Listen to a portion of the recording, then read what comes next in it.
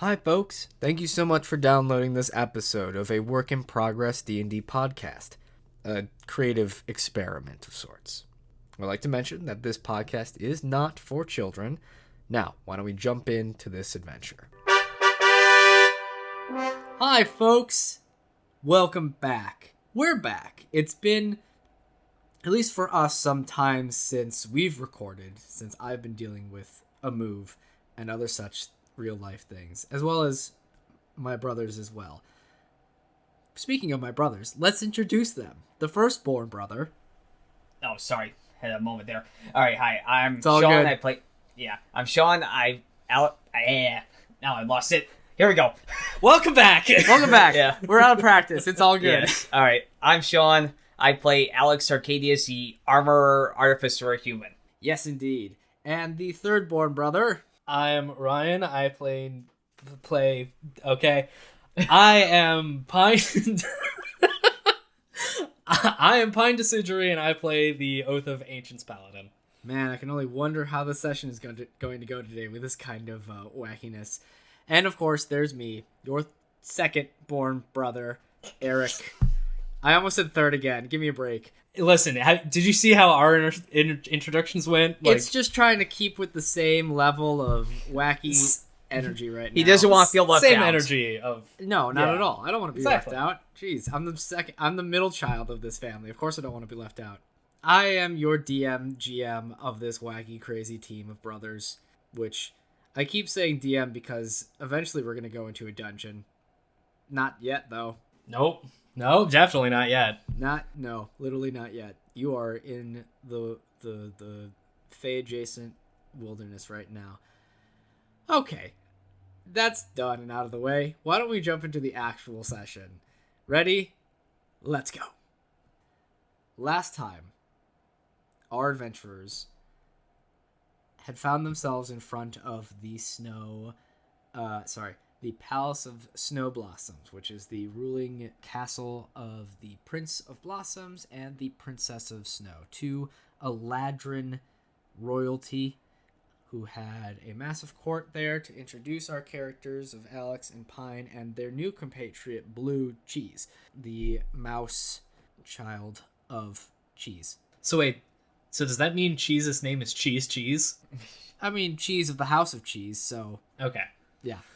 Where they were finally received the gift, or Alex finally received the gift that he was promised from the Prince of Blossoms, which is a mercurial mithril tool of sorts, which essentially allows him to have a sort of all-purpose tool of sorts for his spell casting, and also a all-purpose piece of jewelry, if he so chooses. Whereas Pine was gifted the Frostbrand blade of Hoarfrost from the Princess of Snow for allowing her to see through his eyes and know that her partner was freed. Mentioning that they are currently on their way to go deal with Auntie Ironhands, the Prince of Blossoms was like, I ain't gonna help you because I've already dealt with her and you rescued me from the outcome of that dealing.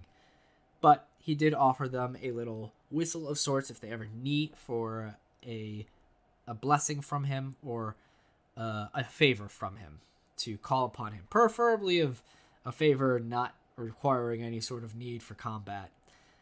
But he let them know in which direction to go, so they went that way, and upon reaching the hill that essentially overlooks the valley that she is supposed to live in, the hill moved, and moved upwards. Indeed it did, because they found themselves to be on the back of a rather humongous Auntie Ironhands, and her moose skull head, the bones and remains and cairns of previous victims on her back, and with all 26 of her fingers, 13 on each hand, because with the hands of actual shiny wrought iron.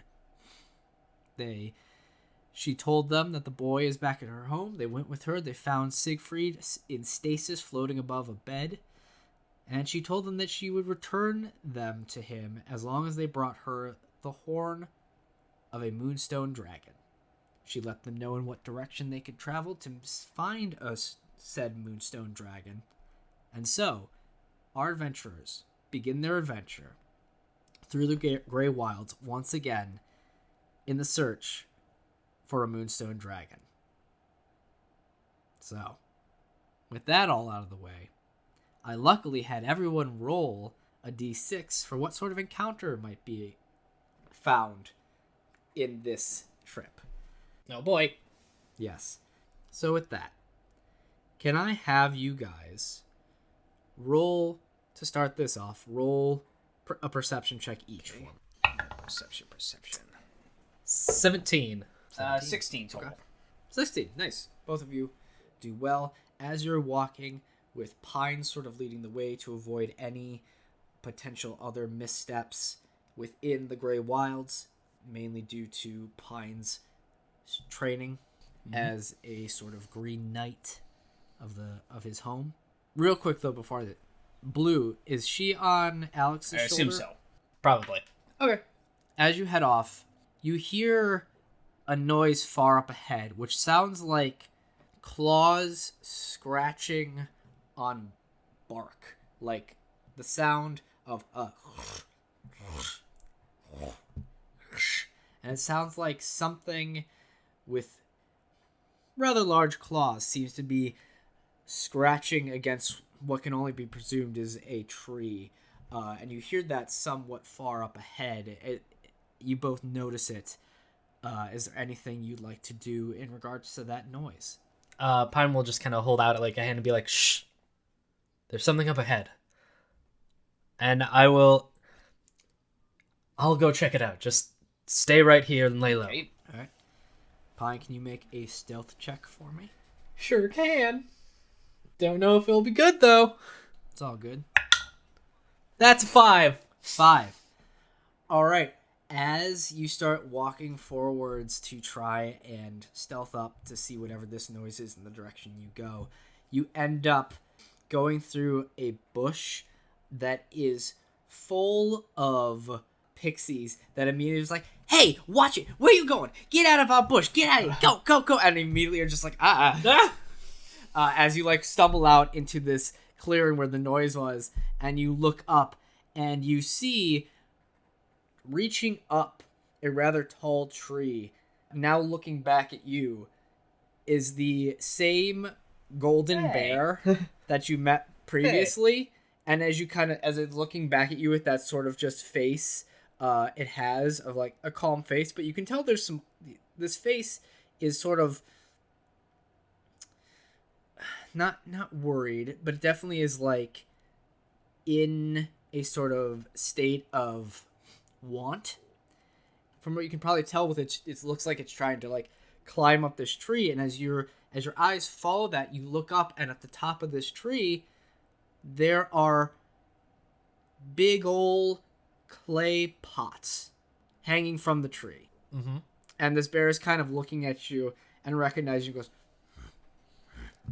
and starts to plod over to you and like nudges you a little bit, trying to get you up. As he's walking over to me to nudge on me, I'm going to cast Speak with Animals. Absolutely. As you cast Speak with Animals, do you respond first or do you wait for the bear to speak? I'll respond. I'll be like, "Hello, friend. What's going on there? What help do you need?" Hungry. Are you? Is that what's up in? Is that what's up in that tree? In those pots? Yes. All right. Food. Yes. Give me 1 second. I'll go grab my friend, and maybe he can also help us. Mm-hmm. So I run and go grab Alex and say, "It's our bear friend, the golden one. Come on, let's go help." Oh, sweet. All right. So you go over. You see the Happy to help a friend. Yeah. You go over there. The bear is back to like trying to claw at the like tree, trying to climb. But you know, the bigger a bear gets, its ability to climb trees is sadly hindered by its own mass. So you can see high up, roughly about, and like this is a big bear. This bear on its hind legs is probably like 12 feet tall. Mm-hmm. This tree is like, let's say like 20, 25 feet tall, and these massive clay pots hanging from this tree, are a bit too high for our bear friend. And well, your bear friend is hungry, and he's let you know that, and he would really like whatever's in these clay pots. Alex, do you have anything that would help us either get those up there or get them back down? What would you prefer?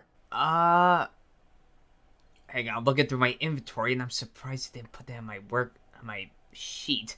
But if anything, I could probably use that rope. Yeah. I'm just trying to remember how long it is. I think it's 50, but Yeah. It's a 50-foot. Your unbreakable cuttable rope of mending, yeah. or whatever I said before. Yeah, it's a 50-foot piece of rope. Okay. So I'm being anal about this. I don't really want to use any of my spells because I get it. That's fine. You have a 50-foot piece of rope. Sounds good. Yep.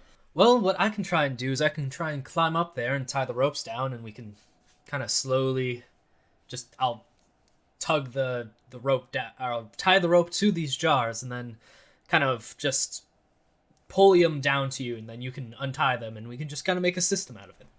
Okay. Well, first off, I bring out my rope. I tie it around like a Pine's belt, just so it's on him. Mm-hmm.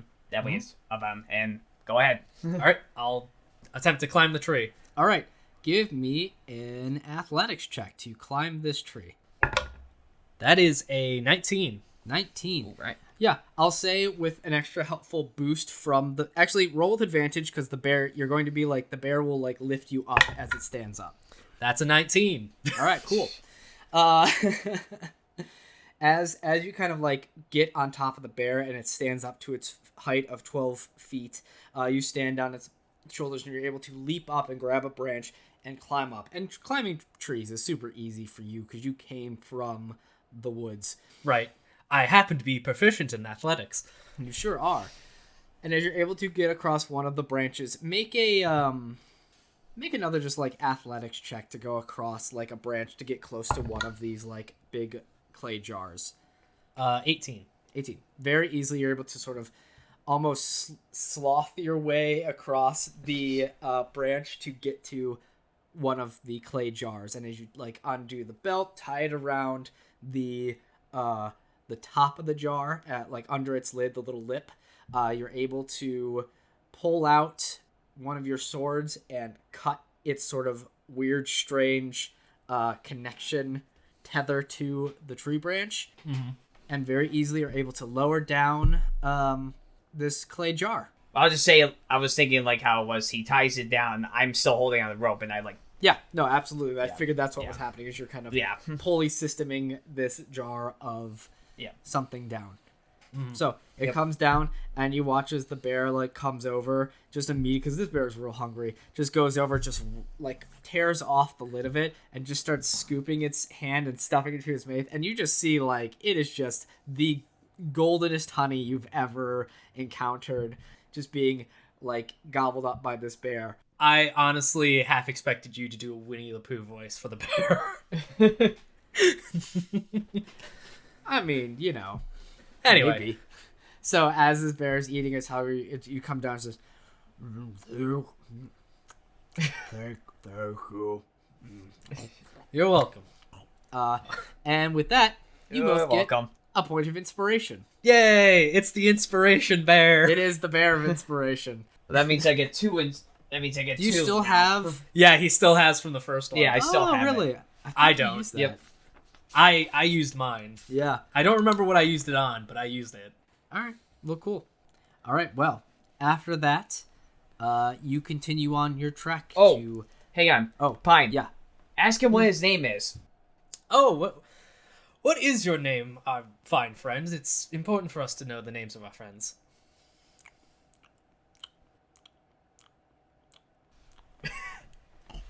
He doesn't have a name. All right. We'll call you Honey. All right. Pleasure to meet you, Honey. See you again, I should say. All right. We're on our way. All right. Yep. On your way you go. And can I have you guys make a... Do I want you guys to make another perception check? Or maybe I have you make a... You know what? let's just do... Yeah, we'll just do another perception check. Why not? Okay. Okay, unnatural 20. All right. 6. 6. Great. Beautiful. Love it. I'm still leading, by the way. Yes, you are. Luckily, that's not so much... With this, I'll say rolling low on these perception checks does not relate to you getting lost in the woods. This is more of how you encounter what is up next. So, because you are leading Pine, you don't immediately become aware of what happens next. As you keep walking, you do happen to hear what sounds like the sort of trickling of like a spring, like water. But before you even realize it, Pine, you have like walked almost directly into it and you're about to like step into said spring.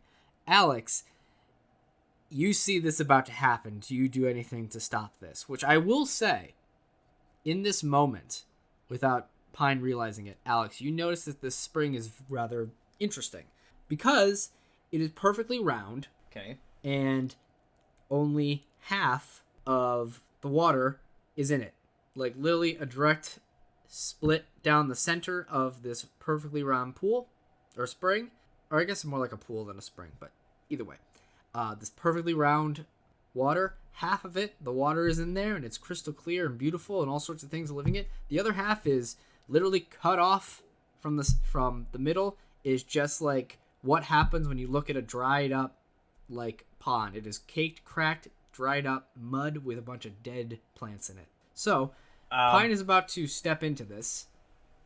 What do you do? I'm gonna just like hold him. All right. Like grab onto him and just hold him for a second. Yeah, roll me. Just hold him. Roll me a quick athletics check to see what happens. Athletics. Okay. 19 total. Very quickly, you're able to grab the back of his like cloak and armor, and you yank him back just enough to stop him as he's like mid-step into this strange spring slash. Oh, thank you. Was he about to go into the empty side, or Yes. okay? That's weird. Yeah. Oh, how deep is it? How deep is it? You probably say Yeah. it's roughly about like 5 feet deep, or like it slowly inclines into the middle, with like the middle probably being roughly around like 5 feet deep or so. Right. And yeah, as you look at this, you notice like it's like a perfectly round like spring pool of water, with literally half of the water, with half of the pool is taken up by water, and like it's thriving and living and like it's perfect. The other half is, a dry lake bed sort of look, where it's cracked mud and dead plants. I'm gonna take like a flower of some kind, like on the grass, and I'm gonna throw it into the vacant side. Okay. I just want to know what happens. Yeah, you do. You throw the flower into the vacant side. It drops to the mud, and it's just there. Okay. I was worried that if anything stepped into it, it dies, or slowly erodes, dies, decays, Withers away. Yeah. This Is there anything around that we can tell that's causing it? Like this one side? Make a either perception or survival check for me. While Alex is looking around, Pine will kind of just brush his hand through the water side of it Yeah, sure, and absolutely. just see what happens. As you do I just that, roll you perception. feel this sort of Okay. this sort of feeling move through you, and I'll tell you what that is in a moment. Alex, what'd you get? I roll an 18 plus 2, so 20. 20. Cool. Alex, as you're looking around, and like don't notice Pine do this, you look around, see that there's an opening in the trees, like wherever this pool and spring is, there's like a big opening. As you look up, you see directly above, almost in the direct center of the sky, the moon. And it's currently in the phase of the moon where only half of it is showing. Ah. Yeah. Pine, as you touch the water and you get this feeling go through your body, you are currently now under the effects of the Bless spell until your next long rest. Cool. It's like, oh. Then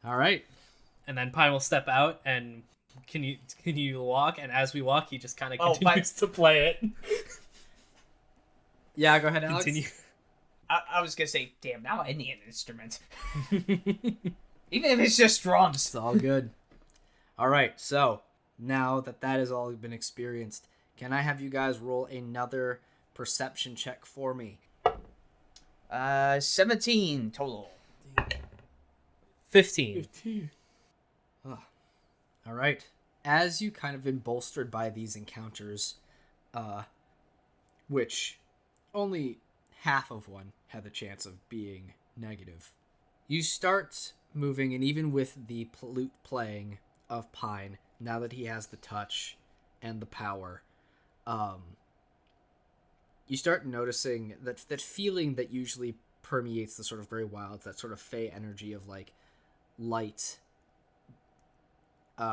airy, like a skip in your step sort of feeling, starts to fade gradually, even to the point where Pine, as you're playing your flute, it starts to almost, not through you, but through the magic of the surrounding area, makes the flute sound sharper, as though something strange is happening in the woods around. As you get this sense of some strange, as you get closer, as that sort of like, ebbs off, and you start to get more of this other sense, but there's a sense of pain and anger starts to slowly fill the air and permeate the surrounding area. You start noticing the usually vibrant, colorful trees are now starting to slowly become sharp and thorny in bits. It's subtle initially, but then it starts to ramp up to where some of these, as you get farther in, like, it almost looks as though these trees are just thorns themselves grown from the ground. The grass itself, normally soft and blowy and breezy, becomes itchy anytime you touch it. And as you keep going forward, there's this strange sound of discordant dripping water that can be heard. It's not that sort of regular, more rhythmic dripping, but something about it is menacing in its own strange way. As we keep walking, Pine's just gonna kind of draw Hoarfrost and just have that sword at the ready. Absolutely. Blue also draws her little rat rapier. Oh, I do not like the feeling that we are getting from here. Either way, armor evolution. Right. You armor up, and as you keep going, Quietly, I say that though. yeah, you kind of hear this. That I pulled the old sword.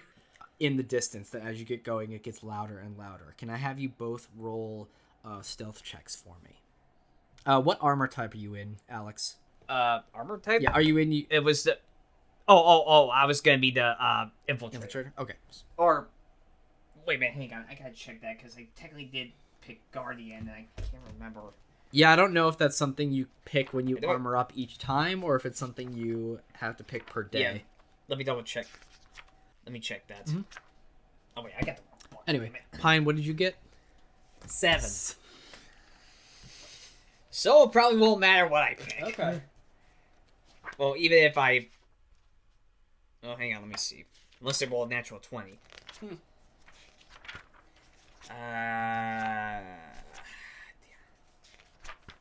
Okay, here we go. You can change the armor's mod whenever you finish a short or long rest, provided you have Smith's tools in hand. I do have Smith's tools, but... Okay, so then I would say you'd probably be in your the punchy one. Yeah, well, actually... Oh, wait, hang on.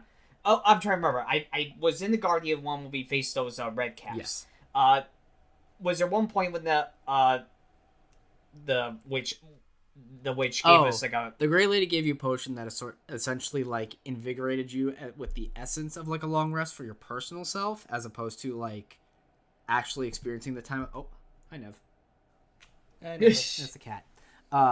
Basically, it was like a potion that lets you experience it, so it's more of just healing you up and regaining spell slots and such. So it wasn't the action. Okay. So the wording on me saying that in terms of like benefits of a long rest, I wouldn't say it's like experiencing an actual long rest of like being able to swip out like your certain abilities like changing your armor. So I think it's just Guardian time. I'm just in the Guardian one. Yeah.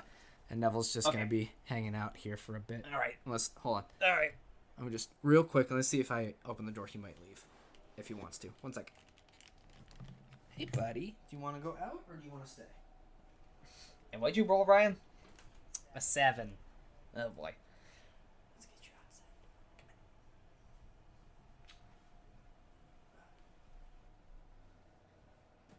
in. Sorry. Ow. I'm okay. I guess you spooked him. That's okay. I'm going back in.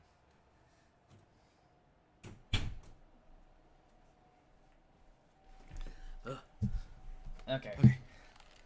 Sorry about that. Ooh, you got me good. All right. So you're in your Guardian armor? Yeah. Okay. Yeah, so I'm just going to roll plain stealth. Or just myself. Oh, that's good. 17 plus stealth. Yeah, roll plain stealth. Yeah. Plus 2. 19 total. 19 total. So close. Okay. And I'm going to quickly roll one for blue.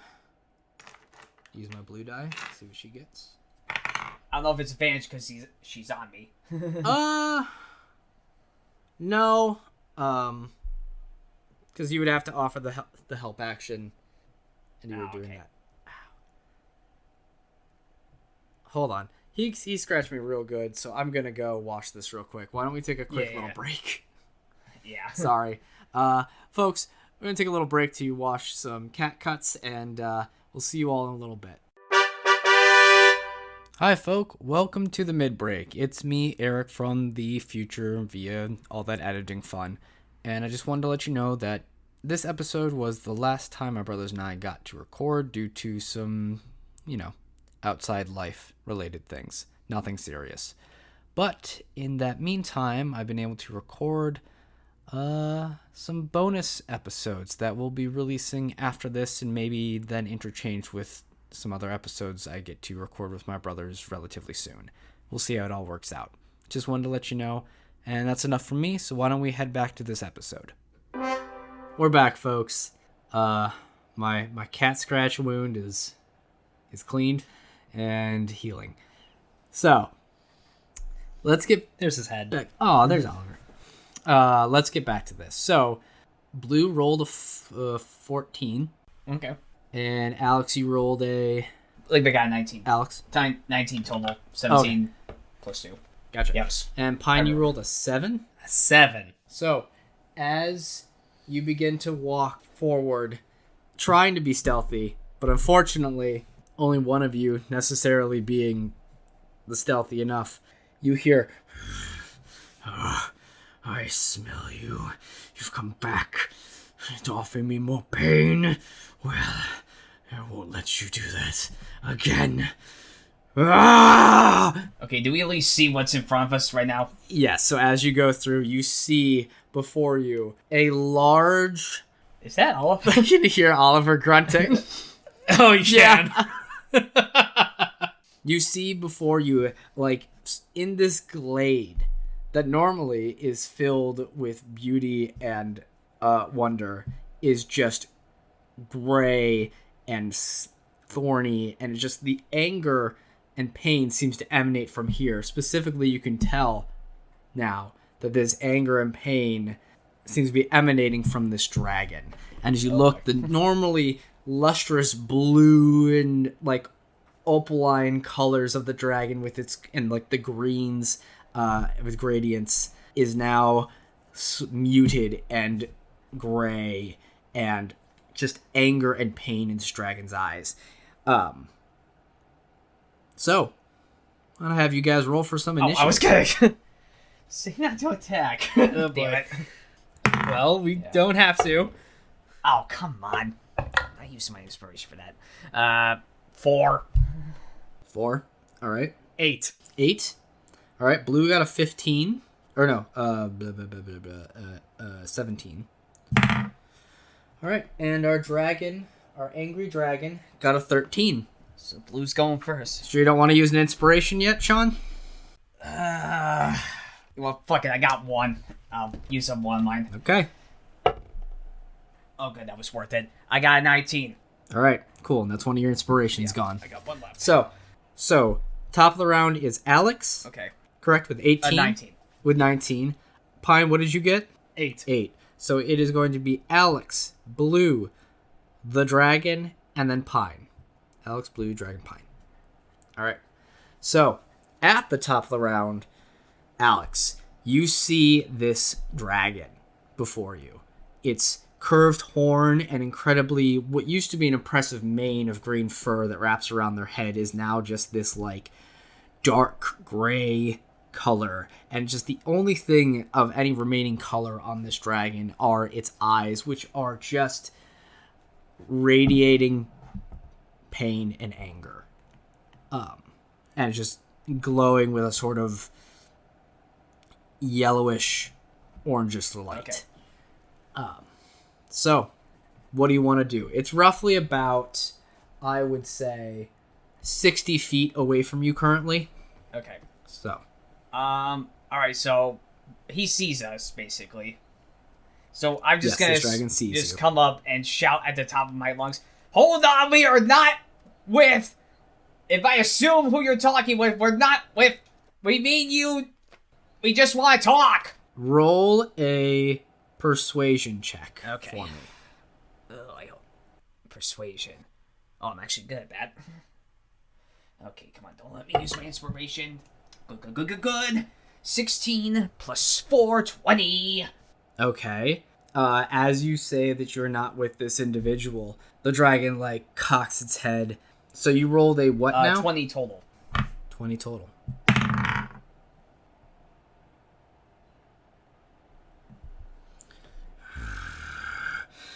If you're not with her, then why are you here? Honestly, we're here to save someone. That seems to calm its initial rage, and it starts to just kind of look at you ploddingly. I am going to now roll a perception check for Blue. That is... I don't know what's causing its anger, but whatever it is, I imagine if we find it, we may be able to calm it down a bit. I don't know where it might be, though. The dragon kind of looks at you, still taking you in, still trying to, like, wait to see what you're going to do. It says, "Who is it you're trying to save?" You've bought a round of the dragon not attacking you and asking you questions instead, so Pine, what do you do? Call my turns here. So is the dragon's full attention on Alex right now? I will say yes. Full attention is on Alex, as he's the first one to have talked to him. Okay, Pine's gonna go invisible. I don't know. I don't know if this dragon has true sight or not. Yeah, but technically you did roll a good stealth check, so... You turn invisible. The dragon sees this. I need you, Pine, to now roll me a... I'm going to be rolling an insight check on this dragon. And it's going to have advantage on this because of its... Okay. So, you need right now, Pine, to roll a 17 or higher to somehow Like... convince this dragon that you turning invisible is in no way A threat? You still have an inspiration. Okay, You need to roll a persuasion check of 17 or higher. cool. I'll use my inspiration. Okay. Come on, be good. Whew. That is a 24 Wow. in total. 24 in total. Okay. Thank you, honey. And As you turn Yeah, because the first roll was a 4. as you turn invisible, the dragon's eyes dart in the direction where you just were and says, I can still smell you. Okay. Your invisibility does not fear me. So yeah, Cool. with that, Pine, you're invisible. What do you want to do in this moment of invisibility? What, can is he, like, guarding anything? He's not guarding anything. I'll say what you notice, that there is a spring nearby. It is like this big old mossy, like, gnome garden area of, like, mushrooms and things. There is in the back, against a sort of cliff. There is a cave that is, like, about 120 or so feet away from you. But it's not the dragon's not necessarily guarding this cave, which you can only imagine is potentially its domain, along with the surrounding area. It just seems to be in the center. It seems to have, like, been pacing, I guess you could say. If you'd like, you can make a perception check to see if you can notice whatever might be causing this dragon its pain. Yes. Mhm. I would like to do that. Okay. That's a 9. You can't tell. You're like trying to, like, move around, or just from the location you're in, you're trying to get a look, and you can't tell what is causing this dragon pain. But back at the top of the round, Alex, it is your turn again. Okay. What would you like to do? If I remember correctly, the question was who we're here to save, right? Yep. Alright, I'm just gonna be completely honest. Okay. Yeah, I might need your help because I need to remember, like, the kingdom and everything. So, Alright.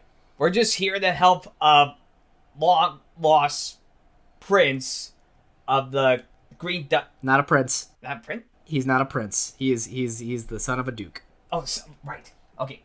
We're here to help the son of a duke of the Green Duchy that has been kidnapped by the Auntie Iron Hands? Auntie Iron Hands. The Auntie Iron Hands, and I wanna help you because I've seen what she's done. She's also imprisoned the Prince of Blossoms in what? Yes. Sorry. No, Prince of Blossoms. Yeah. You're right. Yep. Sorry. Prince of Blossoms in possibly a same like effect that you're caused under, and I just want to help you out. I have experience, so maybe I can help you. I hope this sounds well on the audio. I feel like I'm shouting at that. It's okay. Okay. Roll me a persuasion check for me. Okay. This one I'll give you... Natural 20! All right, cool. As the dragon kind of looks at you, saying all these things, actually saying her name, Auntie Iron Hands, and how you want to stop her. Very well. You can help me get this thing off. As the dragon turns its side to you, and you can see wrapped around its where to say?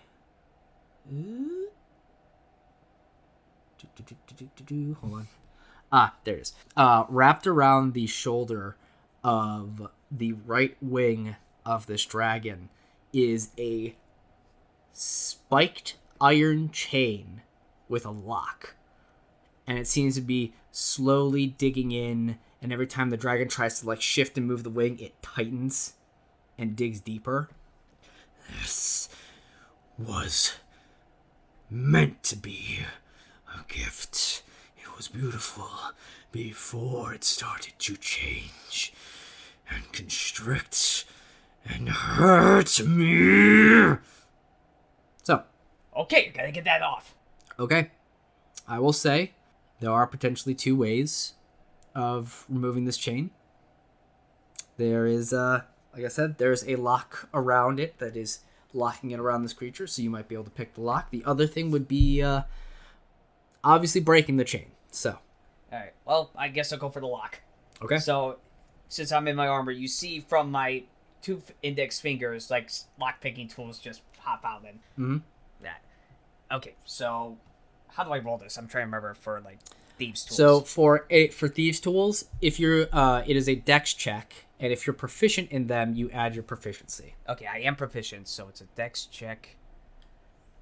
And I can bless on this because it's a... Oh, wait. No.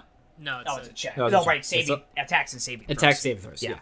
Okay, so my dex, and it's like the plus... I have a +2, right? So, yeah, +2, and you're proficient in Thieves' Tools? Yes, so +3 is my proficiency. Yeah, so you're adding 5 to this, to this roll. Come on. 4. I'm going to use my inspiration. Okay. That's my last one. Come on, honey. There we go. 15 plus, 5. Jeez, another 20. Okay. Yeah, as you're able to go in with your lock-picking fingers, you go in and start to tink, and the lock comes off. Or it unlocks, and you're able to remove this spiked iron chain and lock from the dragon's wing. And as you do that, the wings just shoot up. A big gust of sweet wind is blown around. You just watch as this dragon's color returns to itself. It becomes shiny blue, gradient green. Its hair becomes this incredible forest emerald green. This big lion's mane around its head, its wings, and he watches just the whole area just explodes in color. The gray anger and pain is replaced with playfulness and joy. The spike trees grow back to being beautiful. And I'll say, like, as that same, like, wave of color layer comes back, it, like, washes over Pine and just brings him back into, like, I love it. Just like, and basically everything goes, and he's like, oh. I'll just say after he, like, spreads his wings out, like, oh, yeah, you fall over. As Blue's, like, sitting on your chest. Good work. The dragon. It feels like ages since I felt this good. Thank you, kind individuals. You're welcome. Ow. I helped. One of you wouldn't be able to destroy this infernal thing, would you? Well, technically it's Blue's. Um, Oh, you're thinking about... I don't know if there's any kind of divine thing I can do, unless if I just like smite it. Yeah, attack it with a weapon, sure. Magic weapons probably could break things. I'll take Hoarfrost, and I'll slam it down with an additional just smite. I'll make you roll the attack roll, I hope you know. Okay. The AC is going to be The AC is going to be 18. Cool. I rolled a 17 base plus 6. All right. So plus another 4. So 27. To hit. All right. Roll the damage for me. That will be a D8 plus a D6 plus 2D8. So that's weapon damage. 4 slashing plus 3 cold for 7, and then the smite is going to be an additional 6 radiant. So 13 total. 13. Pine, as you take your new gifted sword Hoarfrost, and you watch as the ice cresses up the blade, you slam it down, and a burst of cold and radiant light, the thing shatters. You watch as the ice freezes the iron, and then the radiant starts to send cracks through it as it shatters and explodes in ice crystals. As the dragon says, oh, that makes me feel even better. Oh, hello. My name is Valafalatar. That is spelled Valafelatar. Ah, crap, I'm not ready. Alright, Valafelatar. Oh, well, It's a pleasure to be able to help you. That's when, we'll be honest, the Iron Hands, when she did make us go on this quest to find you, and I'm guessing her goal was either to have us kill you or you kill us, whatever worked in her favor. But if we were to succeed, have brought your horn back to her.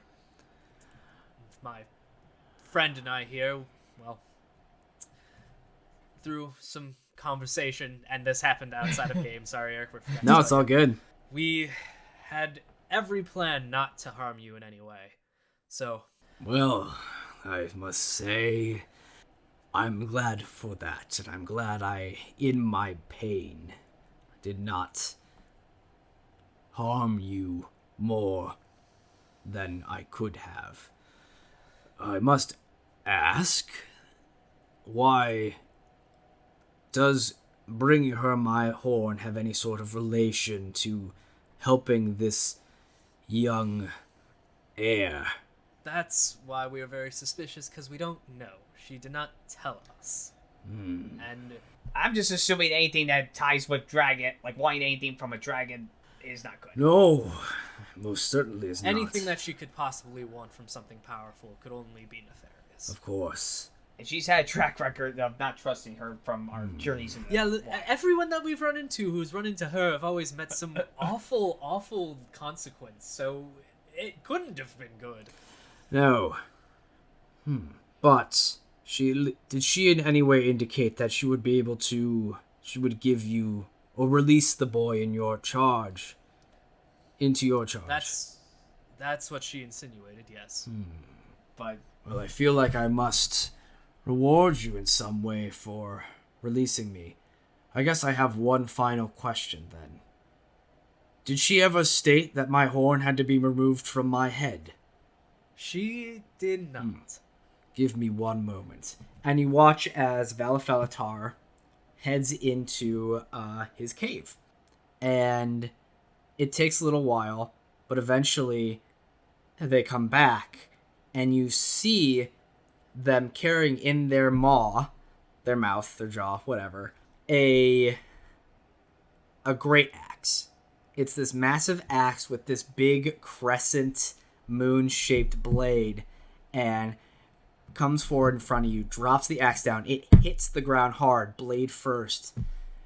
And he looks at both of you and says, "We can use this to chop off my head." what? And that's where we're going to end this episode today. What? Wait, what? Folks, I hope you enjoyed this episode as us coming back. Oh, come on! And we will see you all next time. Goodbye now. Damn you, Jim! Well, that concludes this 13th episode of our podcast, and I hope you're just as excited as I am to see what I have in store for our players. If you like this episode, don't forget to like, rate, leave a review, share with a friend, or, all the above helps us out. You can email us, if you'd like to send us an email, at awipdndpodmail@gmail.com. That's awipdndpodmail@gmail.com. Once again, that's awipdndpodmail@gmail.com. Very excited to read whatever you send our way. You can also follow us on Twitter at A Work in Progress D&D Podcast, at awipdndpod. And last... Okay, Lily. And last but not least, thank you so much for listening. Thank you to my brothers for joining in this experiment. And an extra special thank you to my wife, Allie, for all of her constant support and advice. I have been Eric, and I hope you continue along with us on this adventure, both real and imaginary. Ta-ta for now.